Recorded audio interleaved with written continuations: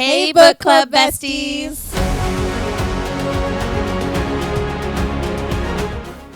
From Scrubs to Book Club, we're two burnt-out healthcare workers who love to yap about books. I'm Katy. I'm Starr, and welcome to Aimless Attention Podcast. Today, we are talking about my favorite Ali Hazelwood book, Deep End. For those of you that couldn't see, this is not my favorite book. I'm shaking my head. I think we've already talked about how much you hate Deep End in the past. I think we've like definitely a few podcasts have mentioned how much I hate this book. I don't hate this book. It's terrible. I don't think I hate anything. I think everything probably gets like a 5-star rating for me because I'm like, damn, you did a good job like actually putting it on paper and I'm proud of you. But I didn't love this book in the sense that like if it wasn't like Katy was like, read this, I'd have been like, yeah. Put that back on the shelf. So I will say spoiler warnings for all of the STEMinist series by Ali Hazelwood. Especially, I know I will be referencing Problematic Summer Romance for this. We will probably reference all of them because I think the last time we did at Ali Hazelwood, we were like, oh, we're going to try not to reference them. And then we were like, wait, but this one connects to this one. And like, I can't believe that she did that. So we have really, really solid connections in this book to Love Hypothesis and to we will get a Problematic Summer Romance cameo from these guys. Yes. So that's why I say that those are the two we'll probably talk about the most. But if we're going to be comparing book boyfriends or anything like that, like we know we can't stand topics. So no, but also her books are like very interchangeable in the sense like you can stand alone read them, but then you can also like see them in a series kind of a read. Yeah. So there's also that problem where you're like, oh my God, and then this happened. Because I think we did that in Love Hypothesis where we're like, oh my God, and then this. Like, so it's very difficult to not like catch yourself like kind of jolting back and forth. So I wanted to talk about first. I have a second edition of this book on display if you were watching on YouTube. So Deep End, I have the deluxe edition that first released with the sprayed edges of the water. And then I also have the Steamy Lit Romance edition, which is with the original title of this book, Wet, W-H-E-T. So when Ali Hazelwood turned this into her publisher said, can we call it something else? She said, but I want to call it Wet. And I didn't love that name. Yeah, so renamed it to Deep End to appeal to a wider audience, apparently. But the funny thing is, when Ali Hazelwood signs Deep End books, she has a stamp that's wet that she stamps over the inside cover where it says Deep End. I have to tell you, though, if it said Wet, I would have kept walking. Yeah. I know you're not supposed to judge a book by its cover, but I would. I love Deep End's cover. But I'm just saying, like, if I was to walk in and see this, I'd be like, eh. Yeah. But if I saw Deep End, I'd be like, what is deep and in the end? Like, you know what I mean? Like, so obviously that was probably the best thing she could have done for herself because do you know how many people I have, like, heard, like, before we actually read this that was like, oh, my God. And did you guys see Deep End? And then, like, they're, like, scrumming through, like, Target or something. And it's, like, that's, like, the first thing you see. Like, so, yeah, obviously that was a better name. I think I picked this up at Target. So when I started my foray into, I've been reading romantasy since I started reading ACOTAR. I wasn't reading anything else really. And then I was like, you know, why don't I start reading some other stuff? I picked up a Rebecca Yarros contemporary romance, and that was my first like contemporary romance I read. I read some Bridgerton books and that kind of stuff, but that was really my foray into getting back into just regular romances that weren't romantasy. And then I kept seeing on TikTok Deep End had just released, and everyone's like, Ali Hazelwood's like one of the best like contemporary romance like authors of all time. And I was like, okay, I'm gonna pick up Deep End. I had no idea how many books there were already that Ali Hazelwood had made. No, because Deep End was either you loved it or you hated it. And if you loved it, then you were gonna love the rest of her books, is how it was described to me by like other TikTokers. So that was kind of like my thought. What I had seen was that this was her steamiest book. It's the spiciest book of all of them. And then I didn't know that they were all like as interconnected as they were. So when I read Deep End, I had no idea when Scarlett goes to Adam Carlson's office that's Dr. Adam Carlson from the Love Hypothesis. I had no idea. I had no idea that Dr. Olive Smith was from the Love Hypothesis. Yeah. So when there's like the reveal that they're together, it was like, oh, that's funny. And then when I went and read Love Hypothesis, I had been removed from Deep End enough. I didn't remember the professors' names in Deep End. So when I was reading Love Hypothesis, it took me a second to be like, they're at Stanford. And Lucas is a competitive diver for Stanford. And Scarlett is a Lucas is a competitive swimmer. And then it was like, he's a diver. I was like, a moment where I was like, usually I'm quicker at responding to Katie. You got it. Like, but I was like, you were waiting for the moment to just like sink your claws into me for getting this book. No, wrong I was actually, as funny as it is, I was thinking of another book, and I was like, stay on topic in my head. Like I was like, you're in the wrong book right now. The problem with her books is that like I can jump through all of her books and be like, oh yeah, and then this happened and this happened, and then this one was connected to this one, and so I was like a whole spider web. Stay in the book, dude. Like that's where I was having the moment where I was looking at you, and then that's why I was like, Diver. My brain was like, yeah, I think it's one of those things where like you said it and I was just like, that doesn't sound right. Yeah. I think that happened in another podcast where like I was watching it and I was like, Katie, why am I staring at you? Because I got it wrong. And then it took us like 15 minutes to get back to me being like, oh wait, Starr was right. But anyway, so let's talk about Deep End. So Deep End follows Scarlett Vandermeer. She goes by Vandy. For most people call her that. She is a competitive diver for Stanford. And then Lucas Blomqvist, who is a Swedish competitive swimmer who is also on Stanford's team. He is like an insane swimmer. He's got like records upon records. He's been to the Olympics. He's training for the next Olympics, blah, blah, blah. Like he is like the guy for swimming. He is Michael Phelps at this point, you know, like, yes. And so we meet them and we are in Scarlett's POV the whole time. Yes. So her first kind of things she sees about Lucas are he's just kind of peripherally there. He's a big dude. He swims. That's all she really knows about him. Okay, so I'm gonna cut you off for like 2 seconds. So audio wise, okay, when I don't know who does his voice, and I know Katie has a whole different is it Anthony Panini? Anthony? No. Okay.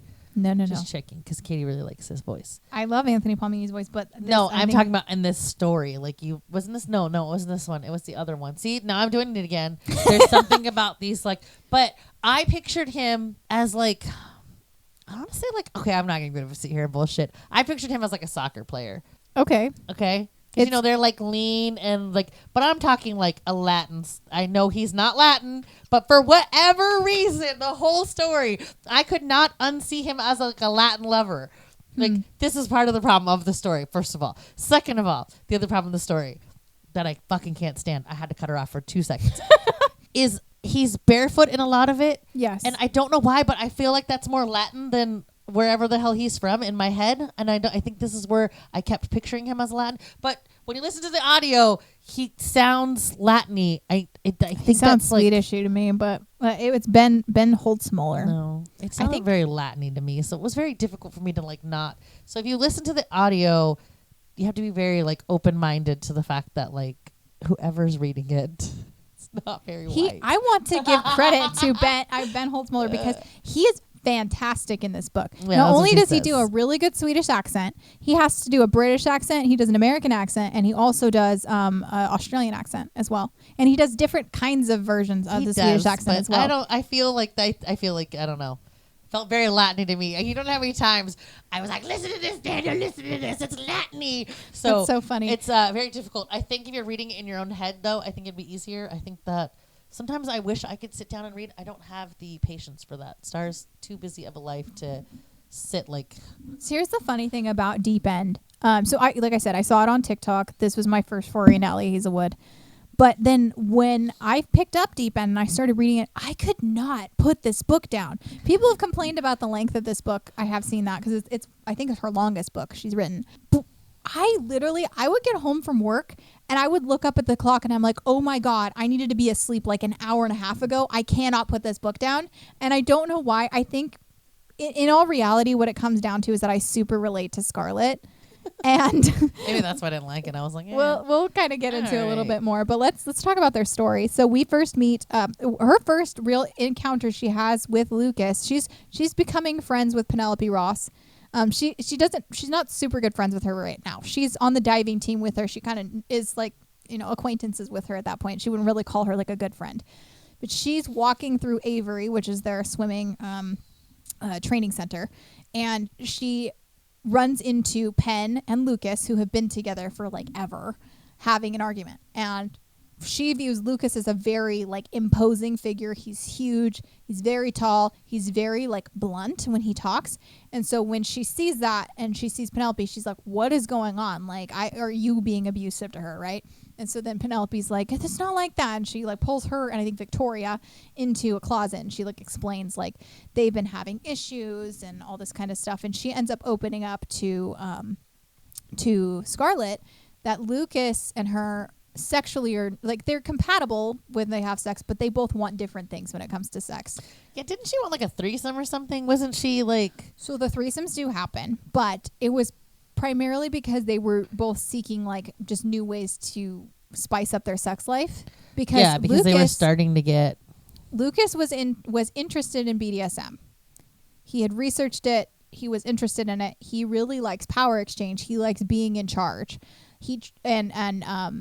Penn tried it with him, and she was not into it. And he was very respectful of it and was like, okay, we're not going to do this anymore. And he was going to be fine with that. And Penn ends up telling Vandy about this. And she's like, oh, and Vandy ends up like taking her to coffee and is like, can I talk to you for a second? Because like, I've been in that kind of relationship. She's like, I actually enjoy that kind of thing, and I like when the guy's in charge of me and I get to turn my brain off for a little bit. So if you want advice on how to be in a relationship where sexually you want different things and how you balance that, like, I'm happy to talk to you.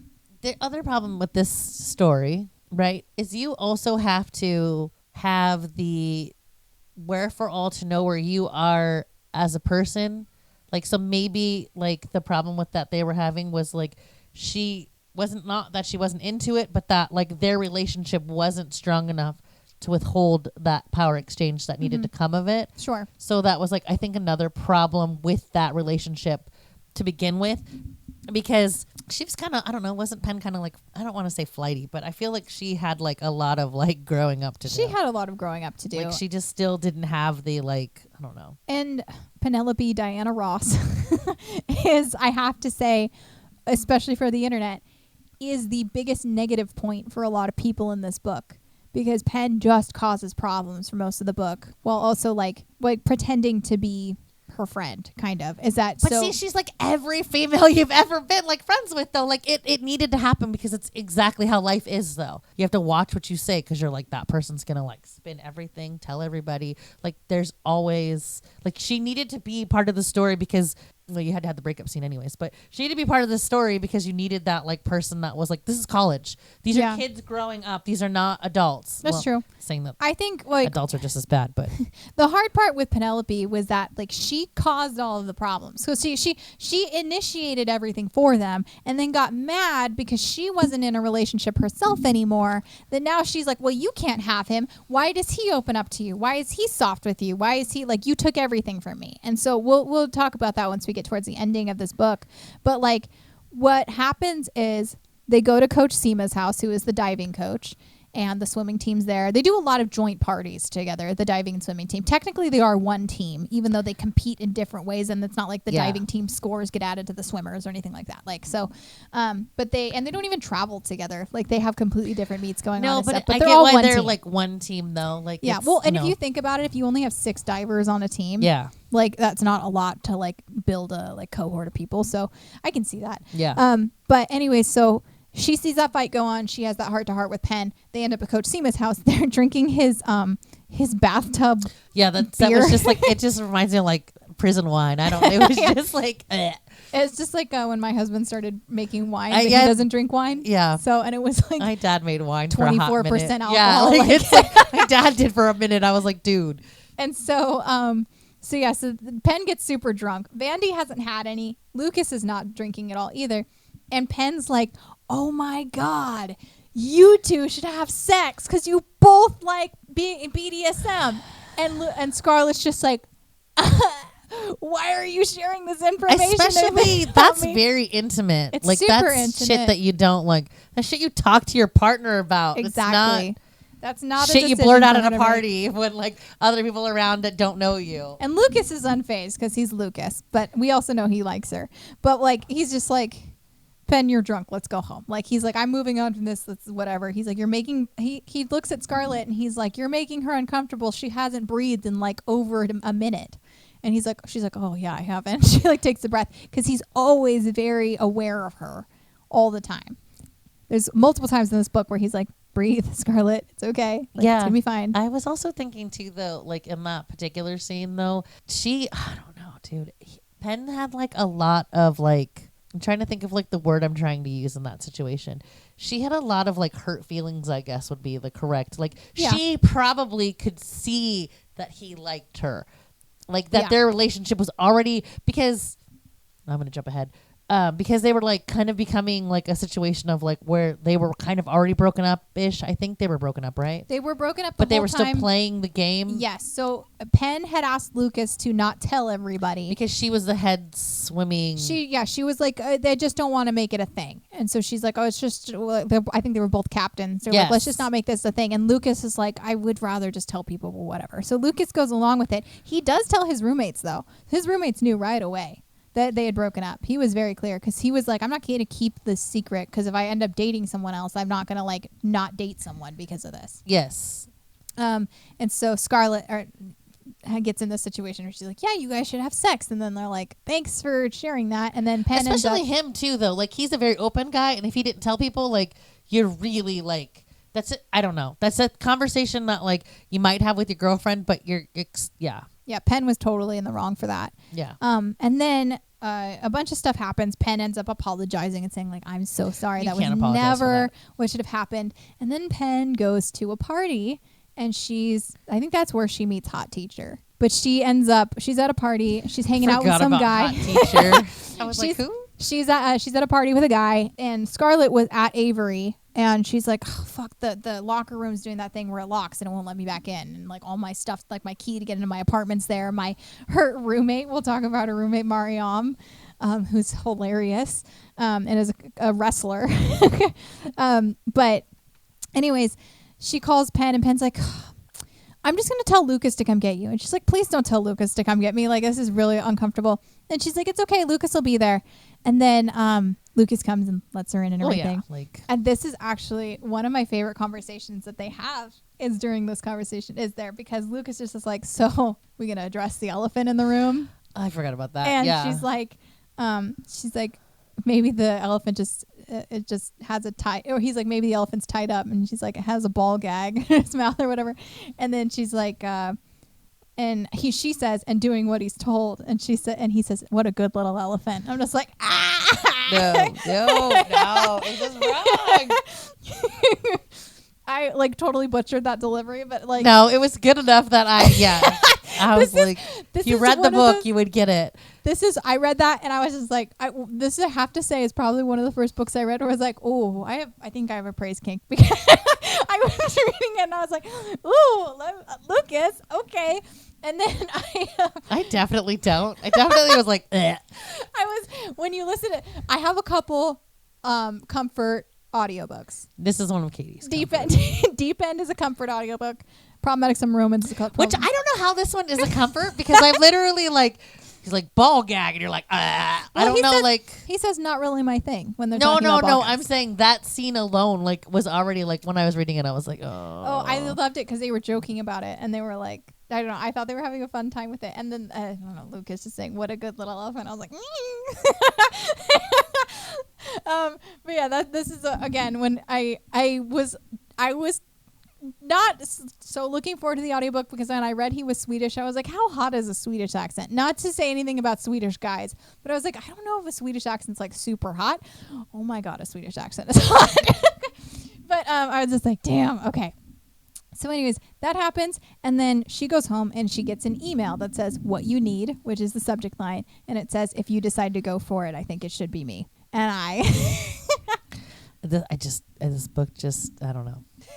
Star's just going to not talk, and I'm just going to be like, I'm like waiting for her to get to the point where I can rant and rave about how much I hated this book for these reasons. So she's building up to it. Before we get to those points, did you like Mariam? What did you think of Mariam? I think because I did the audio, I think I wasn't really grasping who this person. I knew it was their roommate, but I wasn't really grasping this person. Like, it just struck me as like a very interesting relationship. Like, why are you guys friends? Yeah, like, why are you even roommates? She just like made fun of her all the time. She talked about how bad she was at German. She basically told her that like if she didn't do this, like she would. Like if she couldn't pass this, and why would she even go to medical school? Like all this kind of stuff. Yeah, like it was like they would get into like arguments about not cleaning, and then like why are you friends though? Like I get like being a roommate, but like you gotta somewhat have a relationship as a roommate. Well, like they ended up living together the first year, and then they just like ended up signing another lease together. It was just kind of like it was like this is a shitty relationship. Let's keep going forward. That's how I felt about it, and then I was like, maybe I'm missing something. And I love that Mariam never calls Lucas by his name. She's always like, "There's a hot underwear model here for you," or like something like that. Yeah. And then Lucas walks into the bedroom and is like, "I've told her my name multiple times." No, but that's not her personality. Like No. they like definitely when they do anything though, like didn't they like take off for like the weekend and like didn't even like they just have a weird way of like doing anything. Well, so like they it was like for the holidays or something. Mariam left early or something. Yeah. And then she's like, "I left something in the fridge for you." And she's like, "Oh, that's nice." And then it's just a gold medal that says "Made you look" with a post-it note. But like that's the kind of like I don't know. It's just so funny. I think their relationship's hilarious, and it's just like she I think Scarlett's super uptight, and so she needs someone to come home to that's just gonna like push her around a little bit and like make fun of her. She is super uptight, and then when she's doing her dives, I think we're here. When she's doing her dives, doesn't she did something wrong in her So yes, so she was doing an inward dive. So she's in therapy. We have multiple of the therapy sessions. We get to see this. She was doing an inward dive at her first NCAA, and she hit the water wrong, and she ended up she had like she tore her shoulder. She had like multiple contusions on her rib. She had a concussion, a sprained wrist, a sprained ankle, like a ton of injuries that happened for this. Yeah. And we find out later that what had happened right before it was her dad, who is not allowed to have contact with her, contacted her, and her boyfriend of 3 years, I think 2 years, broke up with her and said that he was in love with someone else, like that day or like the night before. And so she basically had like a bunch of horrible stuff happen to her. She tried to just go out like normal, and an inward dive is apparently a harder dive. I don't know about diving, but it's super fucking hard. Yeah. I didn't understand, like, I was like, out of all of the dives to pick, I was thinking like, holy fuck. Like, and then so she has to like, I don't know, keep doing it or something, right? She's had a mental block. So she's been going to therapy. She saw the athletic counselor, and then she tried to do CBT instead because she was like, well, maybe doing not sports medicine, but just regular CBT will help me get past this block, because she's been able to do every other dive really well. She's kind of at the peak of her career, and she's getting better too. And she's still not able to do an inward dive. She will always just end up performing a different dive. And this happens for a good chunk of the book. Yes. So that's kind of the battle she is fighting. I just thought the battle, like, kind of like, that was probably the one thing I appreciated about her, was that she was human. But that also kind of shows her weird, like, everything has to be done a certain way and a certain thing. Like, it almost kind of gives like a very, I don't want to say like stringent, but like a very like, this is how it has to be done, because if it doesn't do it right, then these bad things happen. But like not really in like the sense of like she's like OCD or anything, but like a very like control freak, in the sense that like it keeps her sane. I think there's also, and this is where I relate to Scarlett, is I was a student athlete for 10 years of my life. Like I lived and breathed volleyball, and that was what I did. And so I can understand kind of like having to lose yourself in it and not being perfect at it. Like I really benefited from the fact that I was actually fairly good when I started volleyball. I played up on teams early on. I made varsity as a freshman. I'm not trying to just toot my own horn. I just statistically was a good player. Yeah. And so when I had bad games, it was like, how do I have a bad game? I'm not supposed to have a bad game. This is not who I am. I'm supposed to be better out of all of this, out of all of these players. I'm the one who goes to camps. I'm the one who does all this hard work. And I was always super hard on myself. It was the same with school. And so I really relate to Scarlett, and I screenshotted the quote for when she's in therapy, because I was like, this is exactly how I felt my entire life. But they said like, she's like, I figured out, and it's not, she's like, the therapist had asked her, what are you scared of? And she said, I don't know. And then she told her she figured it out. And she's like, I'm afraid of the unpredictability of existing. I'm afraid of not being able to control the direction of my life. I'm afraid that no matter how much I plan, I won't be able to avoid hurtful and sad things. But above all, mostly I'm afraid of attempting something and not being perfect at it.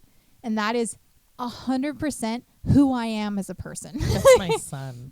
And then you and your son and I have very similar characteristics in a lot of ways. I guess I guess I don't try because I'm not perfect. So there's a difference. Like, I guess it would be shittier to not try. Maybe that's why I didn't like the story, because I was like, fuck her. I don't know.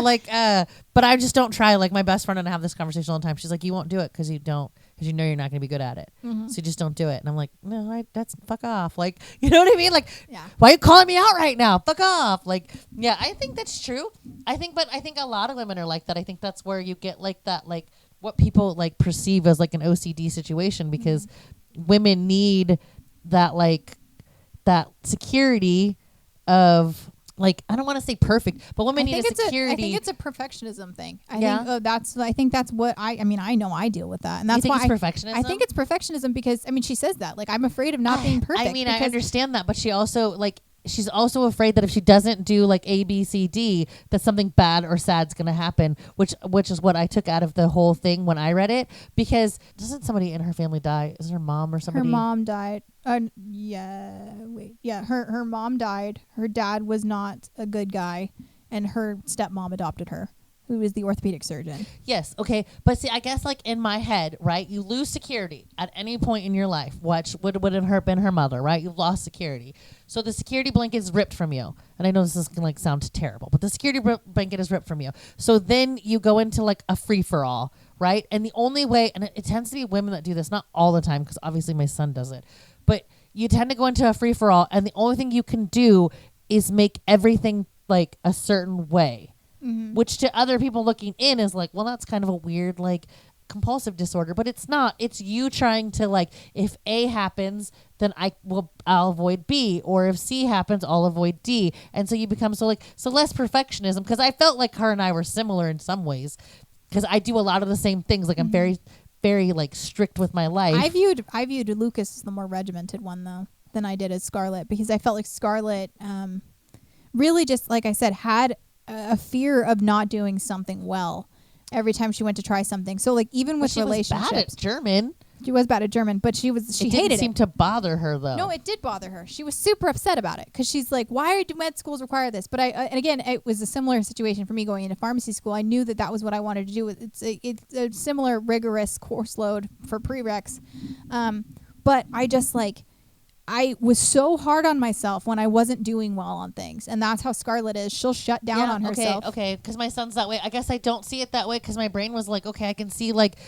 I guess, like, because personally, I'm more of, like, if I don't do this, then this will happen, and then I'll be upset that this happened. So I'm, like, very much, like, I need all of these things. So maybe that's why I just assumed that's how she was, because that's how I read it. And I was like, this is just such a weird, like, you can't predict that bad things won't happen, I guess, is what my problem was. Maybe that's why I didn't like the story. I couldn't get into her, like... I guess that's the thing for me, though, is that, like, I will imagine every bad thing that could happen, and it makes me scared to even try it. So that's why I totally relate to Scarlett. And when she enters the relationship with Lucas, where it's very clear what is going to happen with them. And that's why I think it makes sense for Scarlett. Granted, I'm not personally, like, into power exchange sex, but, like, I could see with my personality type why that would be appealing. Is like, I understand this is a scene I'm entering. There's a safe word to say that it stops. And we know that he's in charge. I can shut my brain off. And when it wasn't necessarily, like, I liked a lot of the smut. There were some smut scenes that I didn't necessarily get as into, because I was like, I wouldn't want someone talking to me like that or something like that. But also, like... But for their characters, I felt like it makes so much sense. And it was very clear. Lucas was always like, before they started a scene, because I learned BDSM terms from this book, was if you say stop, I stop. And she reiterated it, and it was very clear. And she never did say stop, even when things seemed like they would have been too far. Yeah, I guess, like, stop's not usually the word that people tend to pick, though. No, but I think I think it was stop is such a perfect word for Lucas, because he is so blunt. And that is so his personality, to just be like, just tell me to stop. Yeah, and I think that his bluntness, though, comes from, like, I think Americans tend to feel the need to sugarcoat everything with manners. Mm-hmm. I think in other countries, they tend to, like, I think that's why people are like, why is so-and-so being, like, so, quote, rude? Yeah. I just don't think that it's just their culture. Yeah, like you don't got to sugarcoat it. Like, Yeah. I have friends that are like Japanese that are like, no, we don't tell our kids they did a good job. They need to do a good job. Like, we're not going to tell them they need to do a good job. They should just know they need to do a good job. Yeah. And it's not out of like disrespect or not loving their children. It's not meant to be like, that's a normal expectation. Like, what is wrong with you? Some people like see me and my son together and like, oh my God, you're so abusive. Well, and I'm just like, no, like he knows he needs to do a good job, but he doesn't need to be told to do a good job. I think that like our manners in this country are different. Like we tend to be like, I'm definitely Polynesian. I definitely have no, like I have no respect. I'm like, shut up, sit down and get your homework done. You know? Yeah. I think, exploring Lucas's culture was kind of a cool thing. Yeah. I loved, it just cracked me up every time that she would be like, it was 1,000,000 years ago. And he's like, 1,000,000. And she's like, it's hyperbole. Okay. Let me have my hyperbole. She's like, it was 2 years ago. Okay. 1,000,000. Yeah. But I thought that was just like a funny quirk he had. But, the entire time, I think one thing I don't relate to Scarlett in though, is that I wouldn't be just like, I couldn't just do the like sex, no strings thing. I also like, if I started like really falling for him, I would have just been like, yeah, let's date. Cause there are multiple times where like, I think Lucas even texts her and is like, oh, you should come stay with me or something like that. And she's like, well, people think we're dating. And he's like, well, then maybe we should just date. And she's like, he doesn't mean that. Like, what do you mean he doesn't mean that? This is the most straightforward person you've ever met. And he's very clearly telling you they want to be together. But he also, I think he was very observant and he recognized she wasn't ready for those kinds of steps. So he would kind of like sprinkle it in and be like, okay, I guess that's not happening today. Yeah, I guess. Okay. So this goes back to like one of those things where like Katy's like, I date for dating's sake, right? Like, yeah. I think a lot of people have like, not saying that it doesn't make for feelings, but I think a lot of people have like sex. Yeah.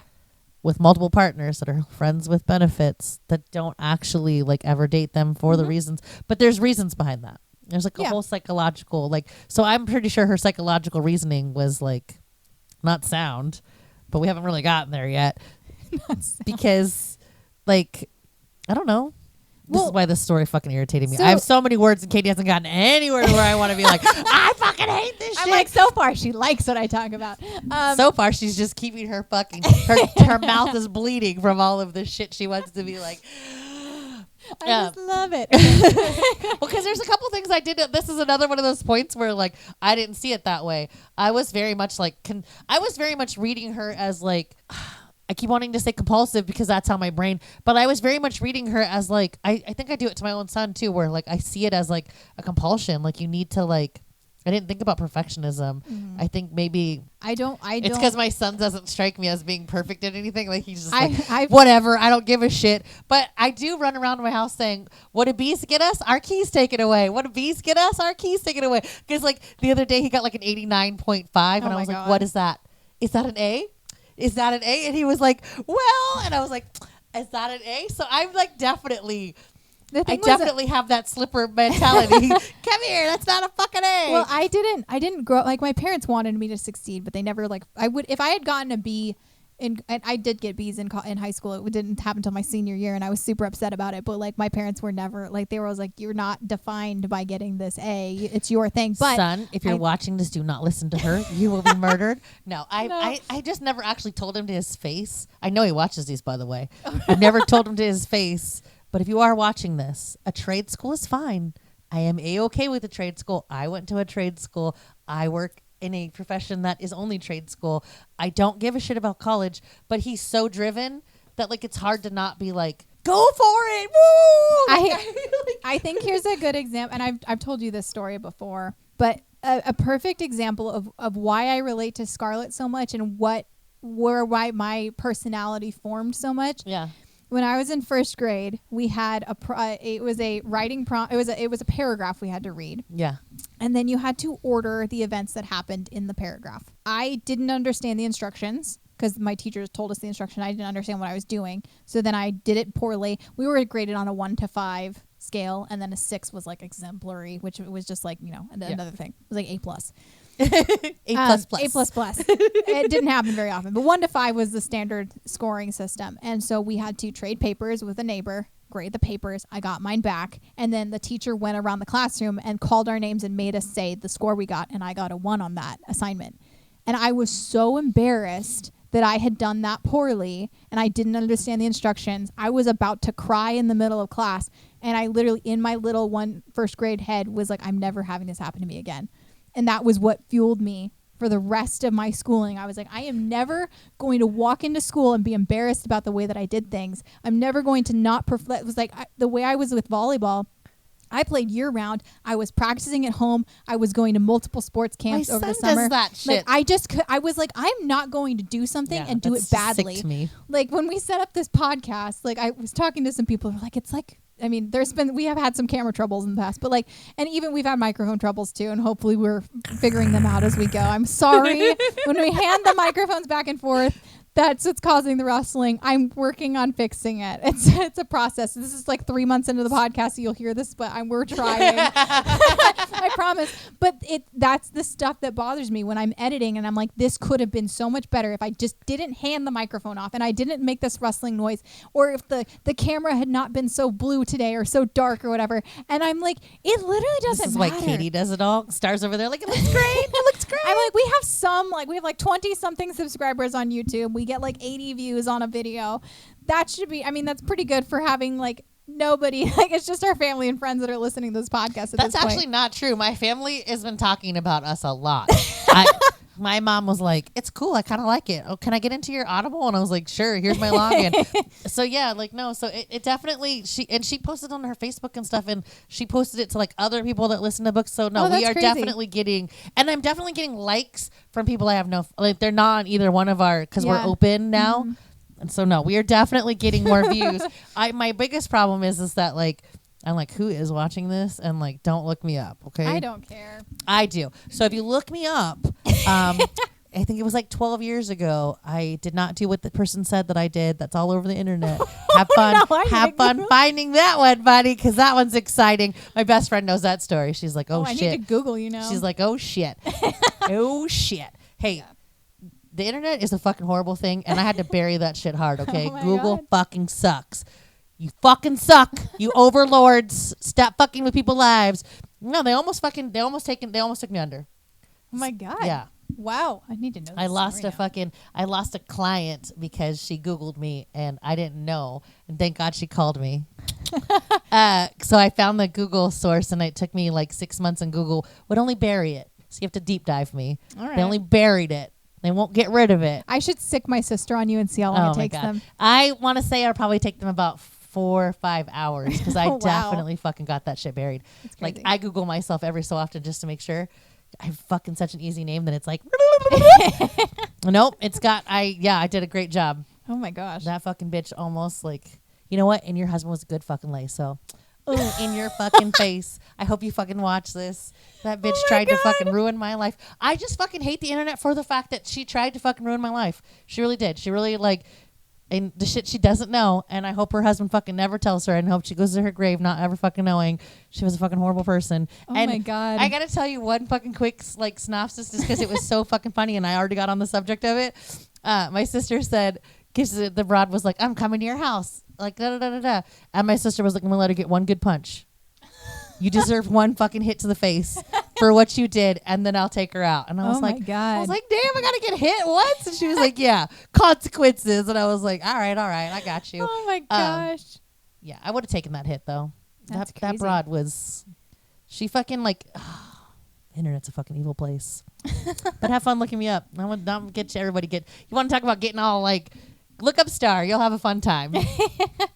So, okay, so she gets the email from him, and she's like, I'm just gonna put that away. I'm not gonna. She's like memorized it. Like, I mean, it's one line, but come like, on, who doesn't? Like every girl. Like Lucas Bloomquist just messaged you that, and you're like, oh, look at this on the side.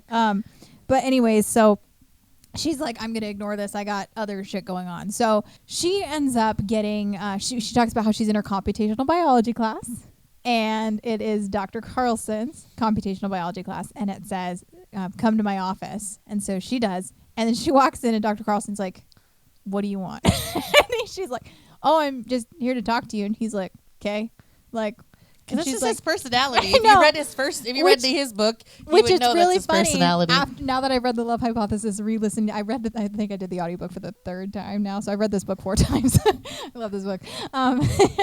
But when he's just like, okay, what are you? And she's like, you wrote on my paper you wanted to see me, and he's like, oh, yeah, okay.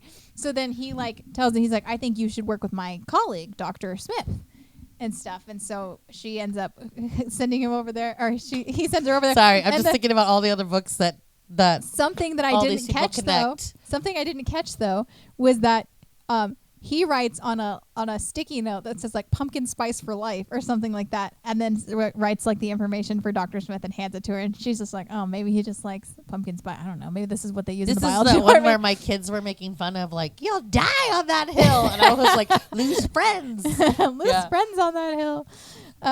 But yeah, I just going in through a re-listen, I was like, oh my god, that's so funny, knowing that whole thing. And so she ends up meeting Olive, and Olive is obviously Olive and so sweet, and it's like, I'm so excited for you to be a part of this. Pumpkin spice for life. Pumpkin spice for life. And she has she's like, your neural networks are amazing. I need you to be on this project for us and stuff. And she's like, yeah, sure. She comes to the first meeting, and who walks in? Lucas Bloomquist. And so they start kind of they talk afterwards, and she ends up, he's like, could you like tell me about the neural networks and stuff? They go to get lunch together, or dinner, whatever it was, and she's sitting in the dining hall drawing the neural network on his hand. And that's when all of the swimmers show up and like join, and she's super uncomfortable around men because her dad was abusive. And so Lucas recognizes it and is like, all right, we're gonna go, like, see you guys. And so this is one of the first instance we see him kind of like remove her from a situation that made her uncomfortable like that, with men. And he's like, is it all men? Because you're comfortable around me, like and she's like, I don't know, I just feel safe with you, like. So she just has this like intrinsic, like, I know that Lucas isn't here to harm me type thing, which is really important for the stuff they're gonna do together. And they end up building like a really nice friendship together. And then she is at a party with Lucas and the rest of the swimmers and stuff. And she ends up texting him and is like, let's do it. Or she says where and when. And he looks down at his phone and just immediately like clocks it at her. This is also another. This is like making Katy way too happy. If you can't see us on YouTube and you're watching us on Spotify, Katy is lit the fuck up right now. Her eyes are like, oh my god, this is so exciting. Star's letting me talk about this. I just looked out. We've been recording for like 45 minutes and we haven't even talked about them. We haven't talked about anything. I'm dying right now. I'm like, mouth is literally bleeding. I'm like, Urgh. Everyone's gonna be like, this podcast is so fucking boring because it's Katy just being like, I love this book. It's okay. I'm sure that Ali Hazelwood loves that we're talking about it. This is gonna be like a 2-hour podcast of just me like, oh my god, this is the best book I've ever read. So they end up meeting, and they meet at a conference room in the library, or like a study room in the library, which are all windows, by the way. Important that they did that because they don't want students hooking up. I have a college story, but I don't know if I want to hear it. Like, I'm over here like, what happened in the freaking library that Katy needs to tell us about? Do I care if people know where I went to college? I'm like, probably. Like, I don't think I would tell anybody. I try to make sure all my stories are very vague. This is I lived in the country. Well, okay. I lived in a small town in the United States. There was a situation that happened at my college's library that made national headline news. I was just thinking the problem with us is that, like, I think we've already said that we live on the West Coast, so we're already, like, kind of narrowed down. I don't know if I care that people know where I went to school, but that's true. Anyways, if you want to Google shit went down in the library. I mean, I just told people to Google me. Like, once they Google that, they're going to be like, oh my God. We know where they are. Now I know exactly where she grew up. I just, like I said, nobody's watching this, but I don't want anyone to, like, swap my house. You know? Right. But yeah, not that I'm that popular. It'll be like 10 years down the road. We'll be super popular, and everybody will be like, do you remember that time that they were like, oh my God, nobody watches this. It's fine. Oh my gosh. But anyways, yeah. So they get in the study room, and he's like, "Hey," or he had given her a list to fill out, and so then she filled out the list. They met up, and then she's like, do I have to read your list? And he's like, yeah, you probably should. But she puts her down her list, and then he puts it down, but she's like not really ready. So Katy didn't explain the list well. It's the things. It's a BDSM list. Yeah, so you need to explain that, because this is when like my brain is like. Okay, so Lucas gives her a BDSM list for them to both go through and put what they are comfortable with. They also had to mention if they were on contraception, and they also had to go both get tested and show each other the test results. And this is where my brain's like, you're 12. You have no fucking idea. First of all, this is my other thought too, okay? I think he's 22 and she's 21. Did he fucking Google this? Like, how many okay. Probably. I have to tell you, for as many relationships I've been in, this is a very not 22-year-old thing. Okay? This is what pisses me off. This is where like the whole argument of this fucking story gets involved. I understand that they're college students that are like highly intelligent, but this is not a normal like. You don't just have this shit lying around in your head being like, this is what I want. I'm sure he got it off the internet. But you had to fucking Google this. You had to like fully, and like, who thinks to get tested? That's like fairly new, I guess, in our generation. I think to get tested, I made both of the people that I was with get tested. Yeah, this is fairly new though. I think your generation. I guess is I just probably told you my like, body count, but I think that your generation like is the one that like in like. I grew up in the AIDS pandemic, and we still weren't this like crazy. I think there's more access to testing. I think there's less stigma around testing as well, because everyone knows I don't want to spread things. Like, I think that's like maybe that's the difference. I don't know. I didn't grow up like, even with the AIDS pandemic, we still were like condoms, and like this new generation's coming up is like, get tested. We use condoms. We have tested. Get the like, HPV vaccine. Yeah, like it's just different. Like, I didn't grow up. I think that's what this book bothered me.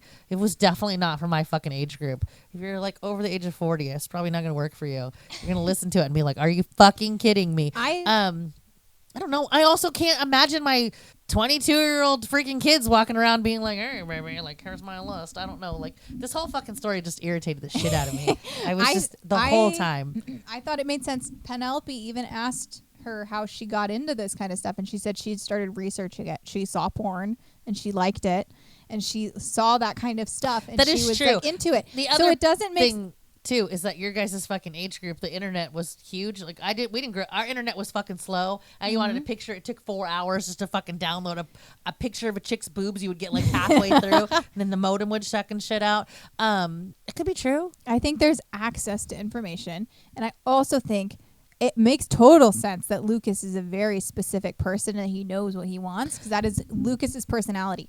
I also think Scarlett, her personality makes sense, again, because she is a very my personality. Again, not my thing, but I think if I could see someone like me saying, I like that idea, that I can turn my brain off for a second and I can just be in the moment and just like, I mean, she says she likes being used as a body for that time. I don't personally like that, the way that was said. It's a trauma response. But I don't. I think it made sense for her personality that it's like, yes, I like when you take control and I don't have to think about what's going on. I don't like when you're like, oh, okay, do me.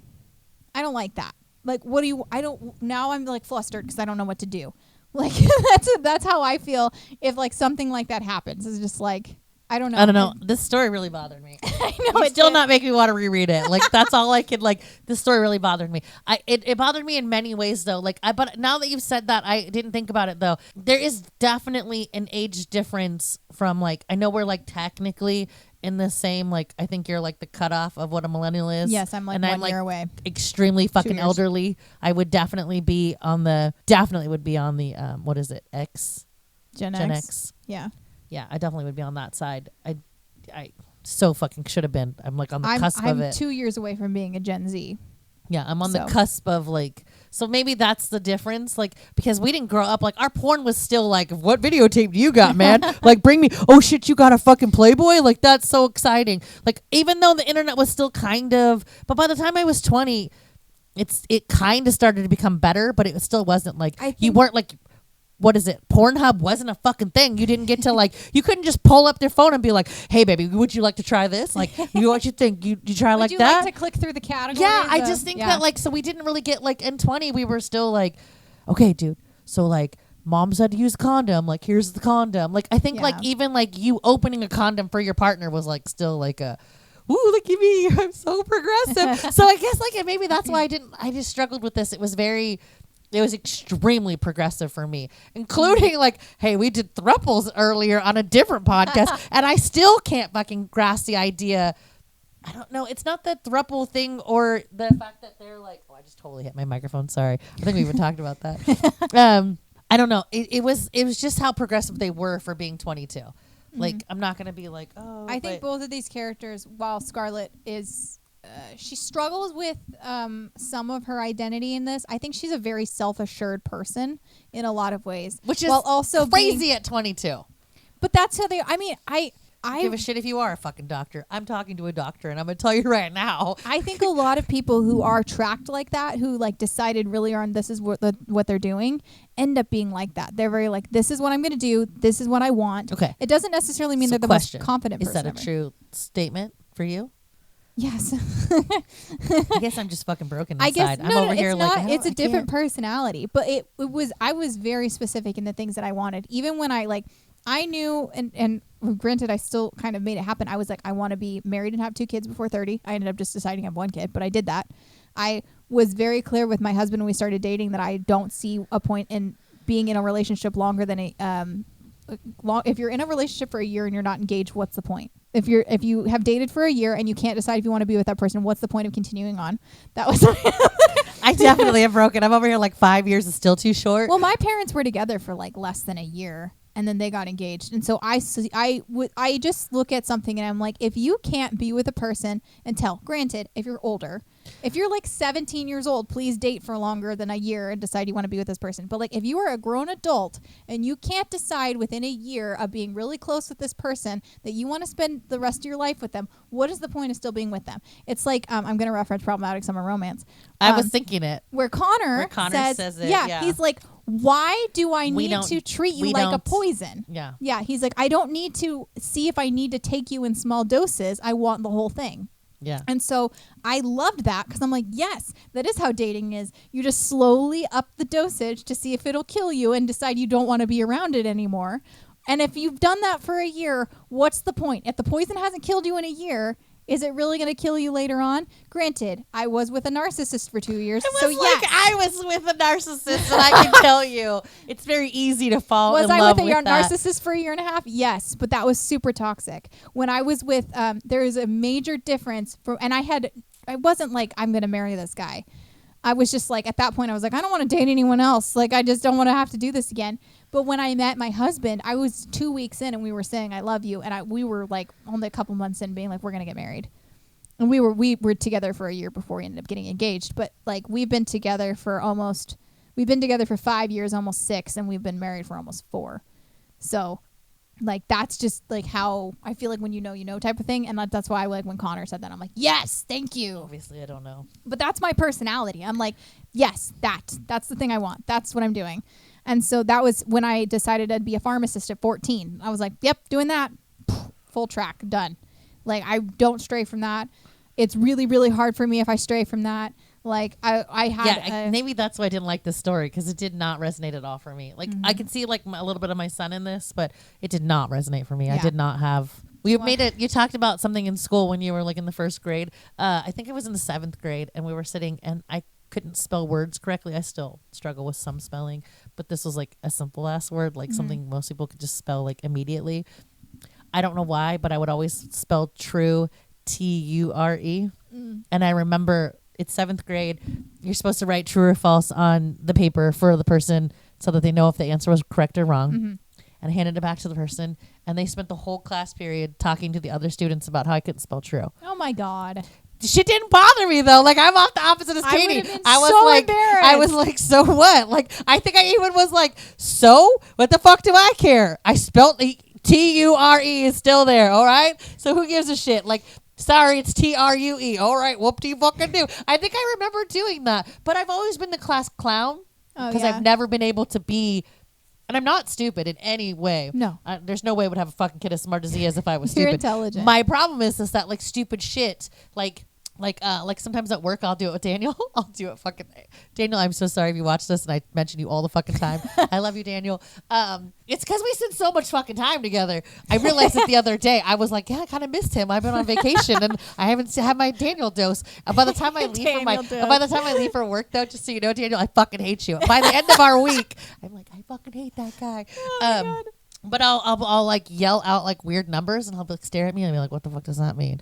And I'm like, oh, it made sense in my head. I'll be like, I needed like 52 of something, and he'll be like, that's not what you said. And I'll be like, no. But like, you know, the 5 and the 2 were there, right? And he'll be like, we've worked together a long time. I still don't know what the fuck you're talking about. And I'll be like, it makes sense to me. It's like something I'm sure like looking later in life, it's dyslexia. But you know, when you're a kid, you don't know that. And like, especially like, we didn't learn about all these things. Like they're like super prevalent now. Like everybody's got like dyslexia and it's super prevalent. And I'm sure the internet helped with that. But when I was a kid, no, I think it's also it's more acceptance of and more higher ability to diagnose things. And that's probably what it is. We just didn't have it when I was younger. So like when I was struggling with reading in like the first grade, they were like, we don't know. Yeah, and she's just not getting it. Yeah, it just turned out like that happened with my uncle too. He had dyslexia, and they just kept pushing him through. But he couldn't read. He's like, I can't read because he had really severe dyslexia, and then his whole life it was just like, I could read if like anyone taught me how to read with dyslexia, but like now I'm just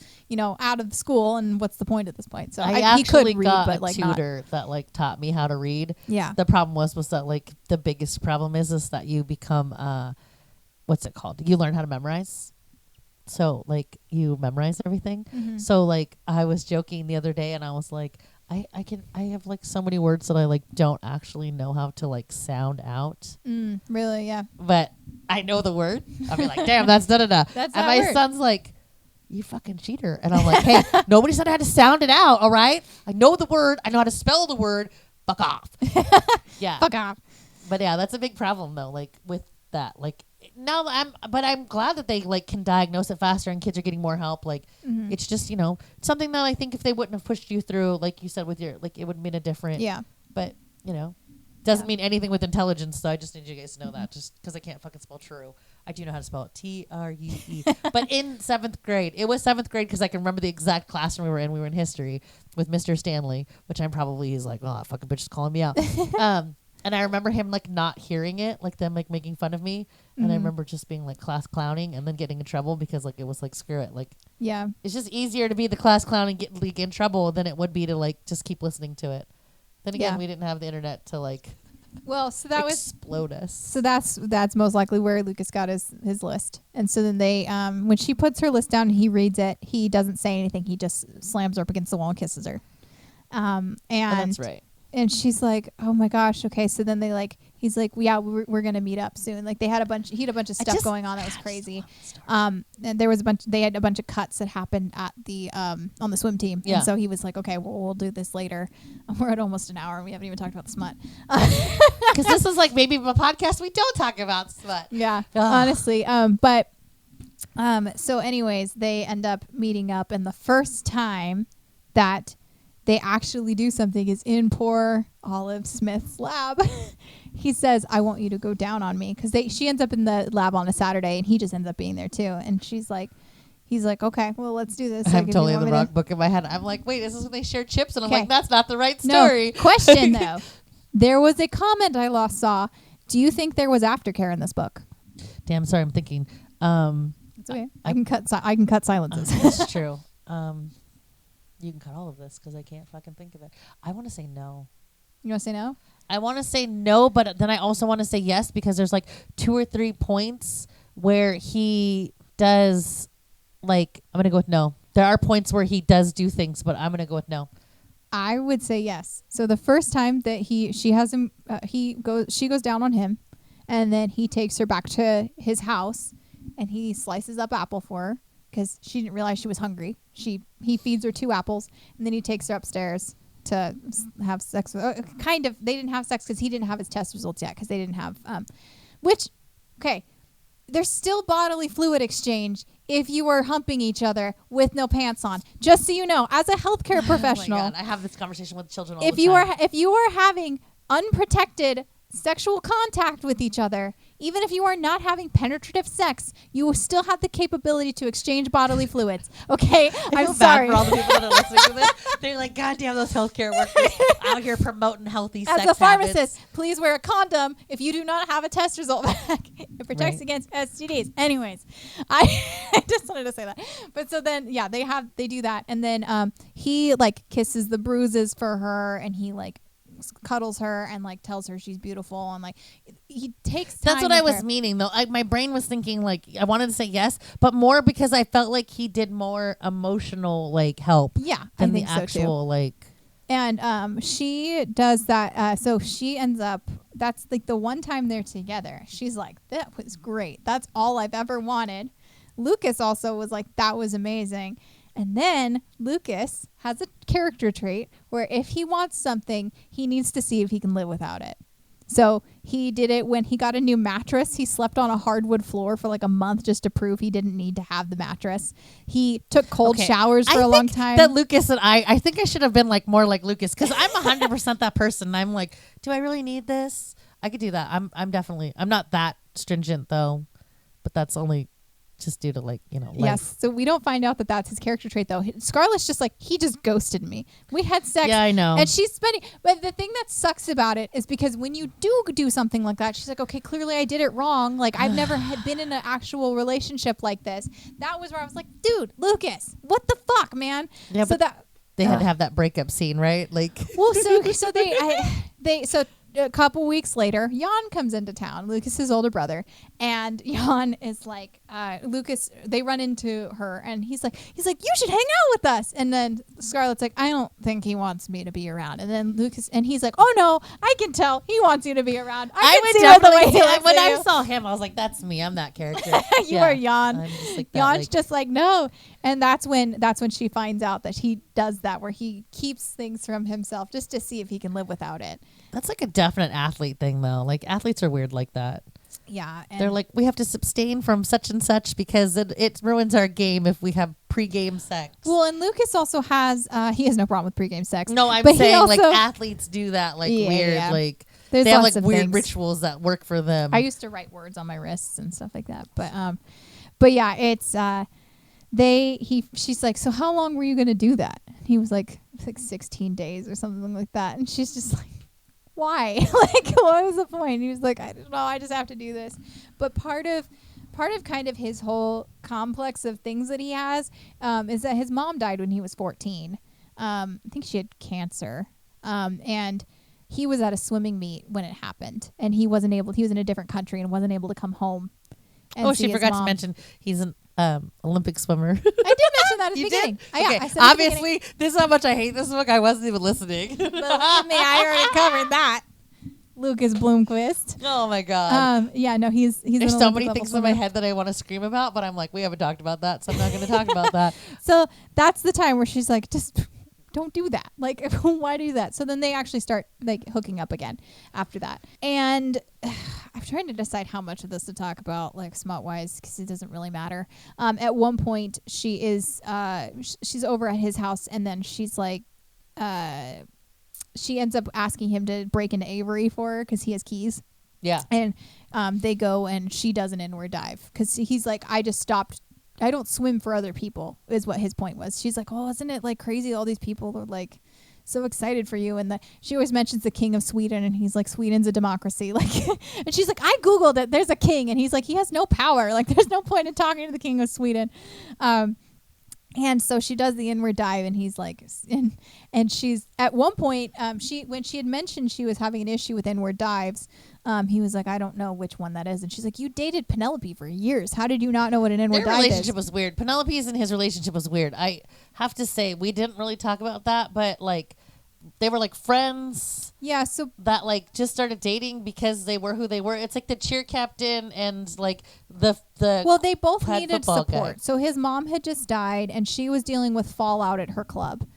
She was at a diving club where the coach was super abusive, and she reported it. And it was the mom of one of the athletes, and she was really good friends with everyone. So then she turned all of those divers against her. Yeah.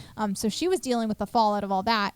And she and Lucas met, and they were like, "Oh, it was basically like mutual trauma. They trauma bonded together, and then they just ended up dating because they were just a safe person they could talk to through all of this. And then it turned into a romantic relationship. And even Scarlett asks Penelope, like, "Don't you think that maybe, you started off with a friendship and it just kind of stumbled into a romantic relationship, but it wasn't like going back and trying to do the whole like to Scarlett, like she was the one that was kept screwing up the relationship." Well, so what happened was Penn pushed them together. They start like hooking up. It starts becoming more to them also. But Penn doesn't know that. And Scarlett every time in her head is like, "What about Penn?" I'm like, "Fuck Penn." It's like every time it was what I'm thinking. That wasn't what I was thinking. The part that was driving me crazy was that Penn would always call and be like, "Oh my God," and interrupt them. Oh my God, yeah. And always was calling Lucas, and Lucas was initially dropping everything to go help Penn, and then he was like, I'm not doing this anymore. And she kept telling Scarlett, like, this is just a thing, like we're gonna get back together, and we're meant to be together. Yeah, because she breaks up with she broke up with Hot Teacher. Yeah. Hot Teacher broke up with her. That's what it was. He broke up with her. She cried, and she's like, "Maybe I just made a mistake when I broke up with Lucas." And Scarlett's like, "I'm like in love with him." Earlier in the podcast you mentioned that like Penn was just such a like. I just think that like Penn was very self-centered. She thought, and even Scarlett's like, "Do you ever think you're not the center of the world?" Like, I mean, like that's very, very Penn believes everything's Penn-centric. So we learned. You talked about the threesomes earlier. We learned that Lucas and Penn used to have threesomes when they would go to diving competitions internationally. And what would happen was, or it was not even just a diving competition, it was at school or whatever. Penn would go pick a guy, and then she would bring it to Luke. She would like come up with the idea, bring it to Lucas, and then she would go talk to the guy and see if he was into it. And it was a way for them to spice up their sex life. And then Lucas says, "I asked for you," to Scarlett. That's the only person he had ever asked for was when Vandy joined the team. Yeah, but Penn was smart enough, even though she was self-centered, to know. She was like, "I'm fucked on this one." No, well, Penn talked to Vandy, and she was like, "Oh, are you dating one?" She's like, "Oh, yeah, I have a boyfriend." And that was it. Penn didn't say anything else, and that was the end of it because obviously they weren't going to pursue someone with a boyfriend. But so when Penn was drunk and saying, "Oh, I know you think she's hot." And I forgot about that. Yeah, and Lucas is like, "Okay, whatever." And so then that when she finds that out, she's like, "Oh shit! Like he's liked me for a couple of years now." Yeah. So I just fucking hate the story. Just gonna keep saying that. I'll just keep telling you the plot. I do. There is one. I thought most of the smut scenes were really hot. I liked all of them except for there was one where Lucas was angry at her. Oh, that's right. I forgot about this one because this one bothered you. And I was thinking this one wasn't that bad. Compared to some of the other stories we've read, this one was clean. He jerks off on her back. Yeah. Uses that to lubricate her to have anal sex for the first time. Katy, this just bothers Katy. I didn't like. She even mentions in her own head that it's not usually how this is supposed to go. Anger is not a good thing to have when you're doing this. And he's more angry because she won't admit what's going on between them. But the reason, this is the only time that I actually fucking like the story, okay? Really? And this is going to sound really fucked up, but this is the only way. And we've had this conversation, but we've never actually discussed it. And I've been waiting for the podcast forever to discuss this with you. Well, you have to remember in this that what makes this so fucking real is this is real.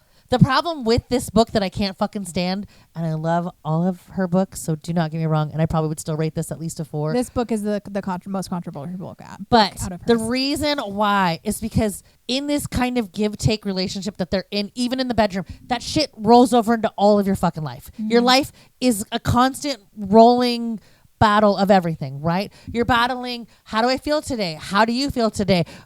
Is our family working? Is our house working? Is the bills being paid? Whatever it is, right? These things all fucking happen. This is why I struggle with the fact that they're in college. This is why I'm like, oh my fucking God, Katy! Because, so in a real life situation, you've got a husband, a wife. Let's just assume that's what it is. We're just making assumptions. They got kids. Let's say that their kids have to go to whatever, but this is their relationship that still stems into life. Mm-hmm. So like, I don't know. Let's say today Johnny needed to go to college, needed to go to it's just in my brain. Needed to go to the doctor, but like you're not taking them, whatever. So that stems into the relationship, right? So there's this like weird power exchange that has to be given at all the time, right? So let's say that you're the give her in the bedroom, but you're the take her out in the real world, right? Mm-hmm. It's a very difficult thing to roll it through your whole entire life. There's a weird thing. So the whole time that this book is happening, I'm like, you haven't had any real fucking experience with life other than swim, school, fucking. I guess it like bothered me because it's like the real world is not that fucking simple. Like, and then the other power exchanges, right? That bothered me, which kind of ends. They kind of figure it out in the end. Mm-hmm. Is that like it sounds really fun to turn your head off for that like whatever amount of time, but you have to like balance that into your life. You have to like schedule that time to be like today or this hour, which sounds really fucking like not fun though. Like it has like a very like. Well, I think they did because they had much time apart, right? What I'm saying though, like they finally figured out that they had to like. But what his problem was, and the reason why I thought like this is the most real thing, is because this is real fucking life. People have like anger issues with you. They have happy moments with you. They have sad moments with you. They have. I had to take the kids to the band. I have to take the kids to the doctor. Like. It just didn't have a real fucking feel to it, which I know is like, but I was like, and all her other stories, I feel like they were semi more real.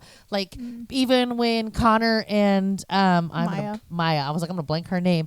Even when they have their ups and downs, they have their ups and downs. These two were like power exchange, not power exchange. I just felt like there was not enough like real life. I think their real life struggle more was them, at least Scarlett, being unwilling to communicate her feelings, not allowing Lucas to communicate his feelings, and then constantly worrying about Penelope. I think that was kind of their whole thing. If you're trying to give an exchange of like in, I guess like in my brain. Are you just saying like in real life they didn't have that exchange? Yeah, because in those situations you have to be as like open as fucking possible. You have to literally every single amount of emotion has to be explained to the partner. Otherwise, it doesn't work. I think Lucas was like that. No. I understand he was, but I'm saying like that's why he was so angry. That's why I felt like that was the most real situation because it was like fuck it, like. You want to play the game? Then we're gonna have. You want to just have sex? We're gonna have what everybody else in the fucking world does because those particular situations. That's why I think Caught Up was such a great fucking story because they had like an actual like he had to understand like there's a place and a time for this, and she understood that and he understood that. In their dynamic in this situation, she kept trying to play the whole like. Oh no, well, we can just do whenever. Like I can just shut off my brain whenever. That's not how that works. You have to have very clear cut, defined relationship. And she didn't. And he was just like, fuck it. Like I'll show you what it looks like. I don't know. I think that was the most real part of the story. That's why the rest of the story was like. Well, I think that was what. That's why I was like, oh my god, I've been waiting to fucking talk about this. I think that exact scene was the scene where she says it's care covering violence, covering care, covering violence. As she's like, these are the parts, or this is the line that like, oh gosh, what did Lucas say? Or what did she say? She was like, this is the part that I loved most about Lucas. I don't remember, but it was like, this is the where he could break me and he could take everything he wanted, but he didn't. Like where he could, I don't know. I don't remember what the exact wording was. No, I know what you're talking about. But in that scene, and she has multiple times where she's thinking, I love you in her head. And so and Lucas eventually they end up in that I think they end up in a classroom or something, and he like bolts the door down and stuff, and he's like, please, like, tell me what's going on. Like, just tell me for real what's going on. It's okay. It just fell down. Oh my god, I was so scared. I was like, I'm gonna die. It just slid. I was kind of waiting for that to happen. My hair is just touching it. Like, no, I think it was already kind of tipping. Oh, okay. Talk about response mechanism. I was like, I'm gonna die. The whole bookshelf's coming down on me. A lightweight paperback falling on your head. Oh my god. But when Lucas finally does say I love you to her, he says it in Swedish because she says she's not ready to hear it yet because she has to figure out stuff with Penelope. Yeah, I just felt like they had too much. I guess my problem with the story is, I guess we'll probably need to end it here. I'm like, oh my god, we've probably been going for like 3 hours. It's been an hour and 15 minutes. Oh, we have a little bit more time because I have a couple more points. Yeah, I'm like, we're doing okay. Yeah. I thought we were doing way worse than this. I thought so too. Okay, so I guess my whole point of the story that was driving me fucking crazy about this whole story, which you've kind of changed a little bit of it. I kind of see at different points. But my whole point of the story that bothers me is that they didn't know each other very long. To just slip each other's papers. That's some fucking trust I've never had with anybody. I don't know how the fuck you just willingly are like, here's my shit. It wasn't, I'm not going to say that like, I also think that like it's weird to have like all of the questions of like being tested and stuff. I guess like I just don't come from that age group. Like, we're getting better. Like my generation's definitely like, yeah, we need to do these things. This is another one. God. Just so you guys know, if you're listening on Spotify, this whole books section are trying to come down on me. the Lucky River Ranch I'm pretty series is sure trying to it's attack my you. hair that keeps popping it. I think you should be. Is it? Another Lila Sage book is coming up. It's trying to come on me. It's just the Cowboys are coming for you. I know. I'm down. Tell those Cowboys, let's go. Oh my God. Yeah. So I think though, like it's the different. I guess it's like just I don't know. It's just the things that like in my mind need a lot more like care and comfort and trust, and these kids are just like. Here's my paper. Here's my twist around and go get tested and let's do it. Yeah, because I think that the whole book takes place in about a year. Yes. So there is some development of them coming closer before she accepts that they're going to do this together. But you're right. They don't have like a close friendship. No. They don't have like, I mean, she learns that she can trust him. She has like this intrinsic like knowledge that he's not going to hurt her. But that's like a Transylvania Zing type moment, right? Like that's what we talked about before. Like that isn't one of those moments where she just kind of made a snap decision. And I think inherently sometimes we do have those moments where like I can sense that this person isn't going to harm me, but at the same time our senses can be wrong. So like, yeah, I don't know. It just struggled with that one. There's a few things I struggled with that. Like I don't know. It was really hard, and it was also their age too. I want to say like I think if they were in their like maybe 25. And they were like already in their PhD, like, and they were like a little bit older, and I'm not even saying that 25 is like, but I feel like 25 is a little more like, I know it's only 3 years, but I feel like there's like something about the way you grow up, especially in college, that like kind of, I don't know. I just felt like they were one, too young, and two, there wasn't enough time to like know each other. Them. Yeah. I guess like, I don't know. I thought it was fine, but I also like I have like blinders on for this book. I love it. But the one thing I do want to make a comment about Scarlett's character, she's a nosy little bitch. She always is like, but she calls herself, it's not my business. It's not my business. But she's always like, what are they doing over there? It's not my business. What's going on over there? It's not my business. And what I like about her is we do get character development when she's with Lucas and she's finally kind of letting herself be herself. Yeah. When she's not worried about Penelope or whatever. We get into problematic summer romance when Lucas is pretending to flirt with Maya, and he gives her Scarlett's number and says, my girlfriend's gonna love to hear about this. And she literally is texting back and forth with Maya like, oh my God, what's happening? Did he like come back? Like I just like that we totally get to see her just like accept like I'm nosy and it's fine. Like I could totally just like put my nose in things and like learn about this stuff. And I think she spends so much time being like, oh, I don't want people to like think I'm like this or like whatever else. And then we see her grow in problematic summer romance, be like, nah, whatever. Like that's true. I don't know. I struggled with this one, and I don't know. It's definitely because it's not something that you should ever just be willing to like give up your power. Like maybe that's my problem. Like maybe it was just a strong like I don't know. Yeah, I can see why that could be, especially for somebody who's had like situations where they've not had power. I could see that should be more difficult. But I don't know. I felt like Ali Hazelwood did a good job of being in her head because there were times where I was like, oh. Although I was surprised when Lucas said like, is it too much? And she said, yes. And he said, that's too bad because you'll take what I fucking give you. And I was like, yes, Lucas. Like I was surprised that was my reaction to that. But like, I don't know. I think I liked that she was very clear in her head. She's like, I didn't say stop. I didn't say stop. Yes, it's overwhelming. I like this. And so I liked in her head, I think Ali Hazelwood explained that well enough that you're not sitting there like, oh.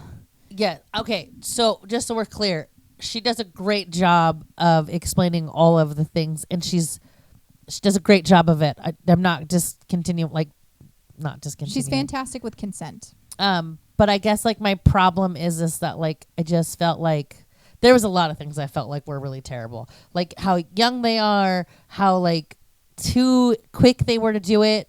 Not enough. Like, I don't know. Maybe it's just my age and I just grew up in a different time. I do know that, like, I definitely grew up on the older side of this situation. So, like, we didn't come into these things, like, as an easy. These weren't things that, like, you ever discussed either, though. Like, there was no paper switchback. Like, you had to be in the bedroom and trust their partner was like the person you want to try with, and be like, hey, which someone could argue this? Like, you could argue this is a safer method because you have it on paper. No, and I'm not discounting that. That's what I was looking for. I'm not discounting that at all. I'm just saying that, like, it just, for me, it had like a weird, I couldn't wrap my head around a lot of the things. And not to say that I wouldn't do any of these things. I just couldn't wrap my head around. You're not alone in that sentiment, though. Like I said, that this book is I've seen both arguments. People say it's not smutty enough. There's not enough BDSM. There isn't, which I appreciated, though, because they had to learn each other. Yes. Because that was the biggest problem I had, was like, you don't walk into one of these relationships like that. I think that's why I struggle. She even makes a comment. She's like, we can do this stuff on the list. Like, you could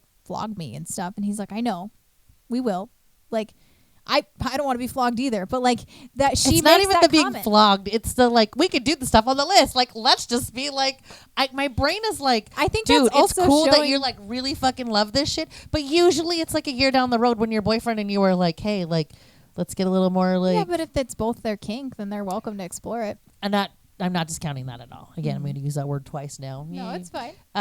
But I just can't. I don't know, man. I also think it's within your right to say, like, if you were uncomfortable with something or you felt like something wasn't right in it, that's totally your perspective of it. I don't know if it's just like, but the more that we talk about it, the more I'm like, am I just fucking old? Like, no, Katie, am I old? Because I feel like it's totally reasonable to. I feel like trust is a big fucking deal, and I feel like they didn't have enough of it going into this. It really bothered me. There's too many things. We've read rapey books that like bothered me less than this book. That's book bothered me. Yeah, because you were like, this feels really rapey, and I'm like, it doesn't feel like that to me. It feels very consensual. It feels like, except for that one scene where you were like, this feels rapey, like, and I'm like, no. It's because like I felt like at that moment they were the most real they could be. Is the problem. That was the most real that they could be. He was showing her the other side of this fucking apple. Like, hey, dude, you want the rotten side or do you want the shiny side that I'm trying to give you? Because you're not getting it. And then I think that's when it like kind of switches for her. Like, and that's when she's like, oh, I can see it. Like, he really does love me and he really is trying to respect me. That's why I think it bothered me, though, because it's like, where are we at? Like, in the, I don't know. I just felt like emotionally interesting. They hadn't bonded enough. I feel like that's the problem that I have, though. Maybe I'm just old school. Like, I'm like, you're going to do certain things like that. And you need to be able to trust that the person, when you say stop, is like, this is a hard trigger to stop. Like, you're in the middle of doing something. Somebody's like, stop. And you're like, And so the only time that she actually ends up using that word for him is after she wins the NCAA. And she wins it, and Penelope was destined to win that. Like, she was set up to win that. Yeah. And she ends up winning it, and she runs to the back. She's like, I can't handle this. I wasn't supposed to get gold. And then Lucas shows up, and it's like, I'm so proud of you. Like, I can't believe this. Like, I love you. He's like telling her that she has all these plans for the future, and he wants her to be with him and all this kind of stuff. And then Penn shows up. She's like, I think Victoria says, are you two for fucking real? And then they get interrupted, and Lucas doesn't even turn around. He's like, I don't care what they say, like, whatever. And so she's like, I care what they say. Like, this is a problem for me. And then Penn's like, you couldn't just have one thing. You had to take everything from me. You wanted all of it. I forgot about that because I remember the end of the story. Yeah, no, she's like, you wanted everything. You took my gold medal and my boyfriend. And then Lucas turns around and is like, this is not fair at all to her. Like, you pushed us together. We've been broken up for a year. Yeah. And you've been making us lie about this. And it's not your fault. It's not her fault that you dove worse than her. Like, that is not how this works. And Lucas turns around and he's like, I love you, blah, blah, blah, blah, blah. Like, and she's like, stop. And that's the only time she ever says that word. And he does stop. And then he says, one of people's favorite lines, he says, from the very start, I was in the palm of your hand. And he's like, you know that, right? And she's like, I think I do. And then that's when he ends up going back to Sweden. And she goes back to Minnesota. And then Penelope ends up coming by and it's like, hey, so I was kind of a bitch. Lucas called me and told me very clearly that we were never actually like fully in love, and what you guys have is very different, and now I see that and stuff. And so and then she kind of sits on it for a little bit longer, and she's like, I'm gonna go, because she had already decided she was gonna go to Sweden when Penelope showed up, and she's like, you going to the airport? Because I'm going to the airport. And she shows up, and Jan's like, he's going to be so excited. I've already told Dad that you're here and stuff. And she's like, does Lucas know? And he's like, no. And then And then he's like, well, you better get ready to see him already. And she looks up and he's just standing on the porch. And she's just like, how did you know I was coming? This is the other thing about your generation I don't fucking understand either. That fucking tracking device thing. I would never put that on my boyfriend. They were sharing locations. Yeah, no. That wasn't a tracking device. No, that was just an Apple. I don't give a shit. The only people in my life that share location with me are like my immediate fucking blood family. Like these are the people that if I got into a wreck would be at the hospital. I'm sorry, no. Yeah. Well, they were still sharing their location. I know. That bothered me though. Like I was like, it. what the fuck? It's a different generation. Again, I think this is why I struggled with this book. Well, I think it's a constant information thing. And he said that, like, he already said that he likes to, I think he was like, she was like, you were checking my location. He's like, I like to know where you are. It makes me feel better. I don't want a fucking boyfriend to be like. He also always picked up his phone immediately. Like the second she texted or called, it was just like constant, like, yes, I will do that. Connor Harkness also does that. Yeah. So That's I every love girl's that. dream, which I is love why I'm that pretty sure instant connection. when she wrote that into the story, because it's every girl's dream that he immediately was like, yes. Do you remember though? Do we ever see Lucas in a Henley? In a what? A Henley. I'm not striking what that is right now. A shirt, Henley shirt. Because every single other one I can think of in the STEMinist universe, the guy wears a Henley at some point, and I don't think Lucas is ever in a Henley. No, because I don't think he's ever in fucking his clothes. Stanford. Like he doesn't have shoes he's also on. in his Stanford 90% of the time, he doesn't have a freaking like shirt on. He might have his Speedo with something on. Like maybe she put him in like a Henley, like he has like a little Henley like on his like Speedo. I can't picture him with clothes on 90% of the time. Yeah, I think Wait, what about when he wears a suit? Like his like tracksuit thingy. I think he's wearing Stanford athletic stuff. But one thing, Lucas was a total clean freak, and they had a party at his house, and she was like, so what's the plan? And he's like, there is a contract. and they're both of his roommates like, we live in a dictatorship. Like, I mean, it's very regimented who cleans what at what times. And then she always makes comments about like how she doesn't own a vacuum cleaner, or like they haven't done whatever, haven't cleaned whatever. And he's like, I'm really concerned about the state of your living conditions. Like, and he ends up going over there and he's like, it's not that bad. Actually, it's fine. But I don't know, just the little quirks of them I love. I think that's all I'm going to torture you. I fucking hate this whole story.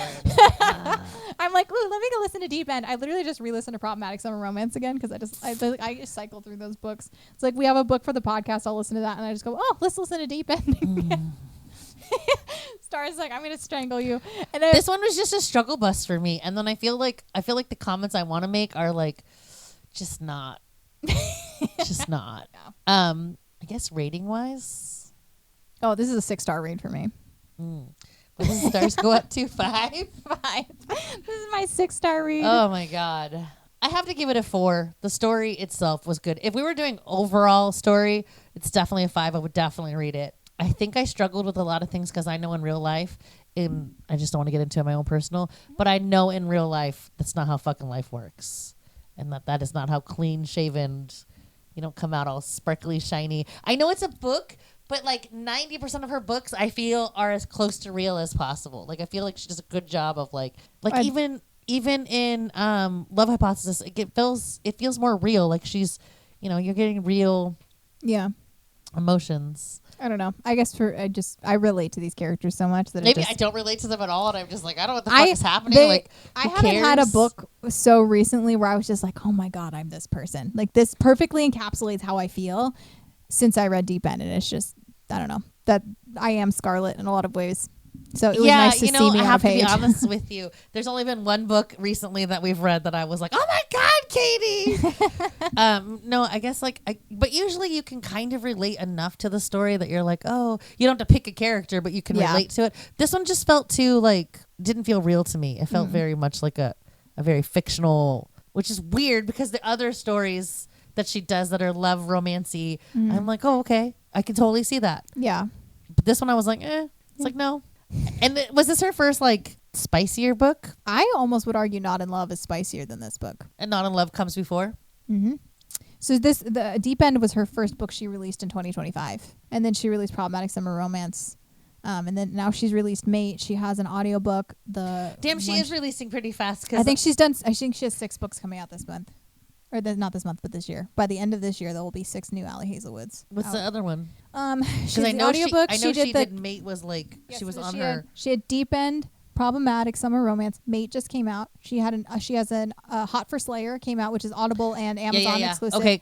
She has the Kickstarter book, and then she has a brand new just audio book, which is her 6th book for the year. But she hasn't released the audiobook yet. Not yet. Isn't she doing teasers, right? Because I have her on my Insta, and I'm just like, I need to read Hot for Slayer. I just finished Mate, and I loved it. So yeah, I have Mate already in my books. I just haven't. To be completely honest, I've been reading off track books. Just that's shit that fine. Like, I've also been reading off track books. There's stuff to get my brain, but I don't know when the last time we checked in on Katy's book. So okay. I'm still in draft 2 edits, like I've been since April. I know, but this is like so half long. the fun. This is the hard part about writing. It takes so long. I think people don't realize, like, when Ali Hazelwood's putting out 6 books a year, that's insanity. As a writer, that's insane. Granted, you have a publishing team, you have an editor and stuff, which is helping. But so, like, she'll write a first draft, send it off, they edit, she does another edit. I don't know how many edits she does for her books. Also, contemporary romances are smaller. Smaller. My book's going to be probably 120,000 words by the end of this. This is probably closer to, like, not Deep End's a little bit longer, but, like, hers are probably, like, 80,000 words at the most, I'd say. And that's pretty standard for, like, contemporary romances and stuff. So it's a lot more involved process, but I currently have 4 more chapters left of what was the first draft to edit. All of my chapters were about 4,000 words to begin with, and I pared it down to be 2,000, 2,500 words. Some of them are going to 3,000 words. So I'm looking at probably about 8 chapters to finish this edit. And then that one chapter you were hung up on, I just need to re-edit it, and then there's a couple, go forward. I mean, but just overall, like, you know, I don't think people realize how hard it is, like, to do any of this, especially on your own. I'm sure there's people out there that have done it and published and self-published. But I was going to say another thing that I thought was really interesting, especially with her, is I'm curious how many books she already had that, like, because she's been writing for a long time. I've been following her for a while now, and, like, she talks about, like, some of her stuff. So I'm wondering, like, how much was already pre-written, like backlog and stuff. they just kind of, like, started throwing through, and, like, her editor was like, holy crap, like, these are amazing. Let's get these published. I think also, I mean, Elsie Silver's another who puts out books really quickly. I think it's just, like, some people can just write like that. Like, they just, if that's your whole, I mean, Ali Hazelwood has another job, too. She's a neuroscience professor and stuff. Yeah. So Ali Hazelwood's doing other stuff. But, like, if you're just an author, you can put books out a lot faster.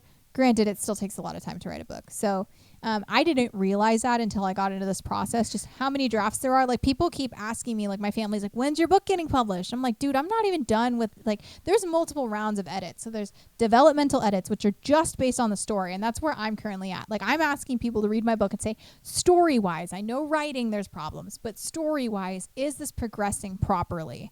And so, like, I'm probably going to come back in with more comments. No, that's right perfectly now. Fine. Well, no, because I keep rereading shit and being like, oh, that's no, fine. we got to Add fix more that. stuff. We got to Add fix that. Because, like, my thing is, and, like, but see, my thing is this is why I was asking you earlier when we were talking, is when an editor reads it, I'm super curious if anybody knows this. When an editor reads it, do they read it straight through and then they go back through and make comments? Or do they read it and get hung up? Because I keep getting hung up and I'm like, this whole chapter needs to be re-edited. The hard part is, because it's like, I really loved where she's going with this and I can see where she's going with this. But, like, no. Yeah. Like, I want to, like, slash and cut and red marker. But that's the problem, is if there is, and I, like, while I'm having you focus on developmental edits, if the writing itself, if the prose is not working and it's taking away from the story, I need to know that so I can fix it. Yeah. My vocabulary elevated significantly between draft 1 and draft 2. I can see the difference in the way I describe things, the way I do things in it. But I also know that there's still lots of room in it. So you do developmental edits, you do line edits, which are like actually like looking in each paragraph and stuff, and you do copy edits, which are like literally line for line. Like, does this sentence work? Does this paragraph work? Like, all that kind of stuff. And that's not even, if you're an indie author, that's not counting formatting, because you have to format not only for a paperback or a hardbound, you also have to format for the Kindle version as well, for the ebook version. So there's so many freaking steps to this. And I have like other books that I have planned as well. So like while I'm writing this, and I need to, the next time I go through this book, I need to actually make a character Bible, because I'm having so many times where I'm just like, what the fuck did I make this character look like? How did they get it over here? Like, I'm just like, where did you come from? And it's just like little things you don't think you're going to research. Like I had to Google when raspberries ripen, like what season. Isn't it like September? Something like that. But I'm like, okay, which... It's like late. It's like August, like September is like when so the hard part is that... I only know that because I love to make jelly. My kingdoms have different seasons going on. I know. So I had to think, okay, her favorite food is raspberries. So if Bash is going to get her raspberries, which kingdom does he have to get it from? Because it's not growing in his kingdom right now. Stuff like that. I looked up... I got so tired one night, and if you follow me on TikTok, you'll have seen this TikTok. I had to Google if ferns have leaves. I mean, like, is it considered a leaf? They're No, I'm fronds. curious. They're okay, fronds. I was like, now I'm curious. I'm over here like, I'm like, they have like little weird, but no, not really. I was writing and I typed she ran her hand over a fern leaf, and I'm like, that doesn't seem right. And I like literally Googled, do ferns have leaves? And I was staring at it and I was like, this is the time where I need to go to sleep. Yeah. Like, I have been editing for too long and I don't remember what words are at this point. So it's a really weird, grueling process, but I'm enjoying it at the same time. I'm excited and terrified to have people just tear apart my book, which is what I want. And hopefully there's also some good things to highlight as well. But, you know. Yeah. Yeah. So I that's think where I'm at. Exciting. Yeah. Exciting. Just, you know. Which is funny. So this podcast is going to go up. I think this is our like New Year's Eve podcast that's going to go up. So I'll hopefully be done with edits on draft 2 by then. And I'll maybe be taking a break from reading it at that point. But we will see. If you want up-to-date stuff on me, follow my TikTok. And you can see my writing process there. Anyways, that is our coverage on Deep End and my update on my book. If you want to leave us a comment, because I would love to hear your thoughts on this book, because this was definitely like, I told Starr we should just put boxing gloves up on this, because we both very much disagree on this book. But if you want to leave us a comment, let us know what you think. And if you are watching on YouTube, I will throw up a slide now. You can follow us on our social media pages or on Spotify, and we will see you next time.